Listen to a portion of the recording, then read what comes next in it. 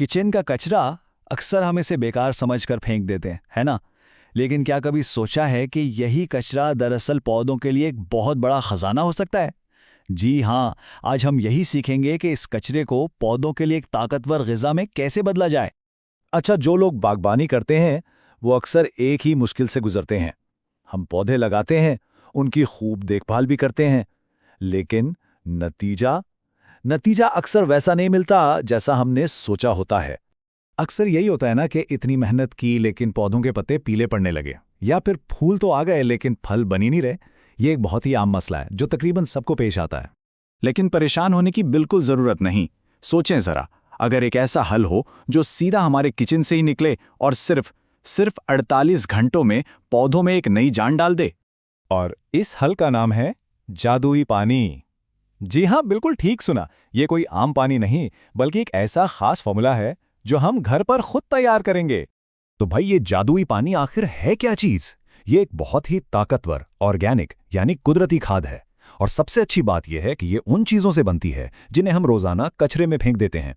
एक बार ये बनाना सीख लिया ना, तो फिर बाजार से वो महंगी केमिकल वाली खादें खरीदने की कोई जरूरत नहीं रहेगी।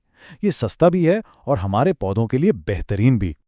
चलें फिर, अब थोड़ा गहराई में जाते हैं और इस जादुई पानी के पीछे जो राज छुपे हैं ना, उनसे पर्दा उठाते हैं। देखते हैं कि इसमें आखिर डलता क्या क्या है।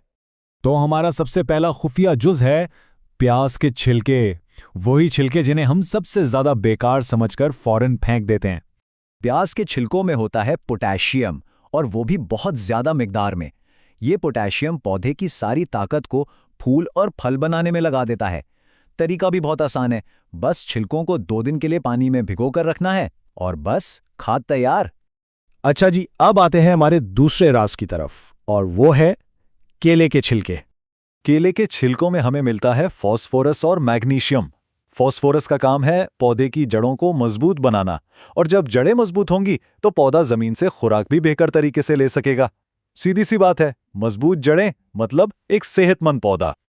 और हमारा तीसरा और आखिरी राज, ये वो चीज़ है जिसे हम रोजाना ही ज़ाया कर देते हैं, यानी चावल और दाल धोने के बाद बचा हुआ पानी। ये पानी असल में NPK यानी नाइट्रोजन, फास्फोरस और पोटेशियम का एक कुदरती खजाना है। नाइट्रोजन पत्तों को हरा रखता है, फास्फोरस जड़ों को, और पोटेशियम फूलों को ताकत देता है। तो इसे फेंकने के बजाय सीधा पौधों में डालें और उनकी सेहत बेहतर बनाएं। तो ठीक है, हमने ये जादुई पानी बना तो लिया, लेकिन सबसे अहम सवाल, इसे इस्तेमाल कैसे करना है, क्योंकि सही तरीका ही हमें बेहतरीन नतीजा देगा। यहाँ एक बात अच्छी तरह से जहन में बिठा लें, ये सबसे अहम नुक्ता है। इस खाद को कभी भी बराए रास्त पौधों में नहीं डालना। ये बहुत ताकतवर होती है और पौधे को फायदे की बजाय नुकसान पहुंचा सकती है। तो फिर सही तनासुब क्या है? सही तनासुब है 1:5, मतलब इस जादुई पानी का 1 हिस्सा और सादा पानी के 5 हिस्से। तरीका बहुत ही आसान है। 1 कप जादुई पानी लिया तो उसमें 5 कप सादा पानी मिलाया, इसे अच्छी तरह मिक्स किया और फिर पौधों की मिट्टी में डाल दिया, बस। चलें, आखिर में एक बहुत ही ज़रूरी एहतियात। इसका ख्याल रखने से आपको बेहतरीन नताइज मिलेंगे और एक आम गलती से भी बचा जा सकेगा। खाद देने का सही वक्त बहुत ज़्यादा अहमियत रखता है, ख़ास तौर पर जब मौसम गर्म हो। गलत वक्त पर खाद देना फ़ायदे के बजाय नुकसान कर सकता है। याद रखें, गर्मियों में ये खाद हमेशा शाम के वक्त या फिर सुबह बिल्कुल सवेरे डालनी है। इसे कभी भी तेज़ धूप या दिन की सख्त गर्मी में नहीं डालना, क्योंकि इससे पौधे की जड़ें जल सकती हैं। तो इस सारी बात से ये नतीजा निकलता है कि असल जादू सिर्फ उन चीज़ों में नहीं जो हम डाल रहे हैं, बल्कि उस एहतियात और उस तरीके में है जिससे हम अपने पौधों की देखभाल करते हैं।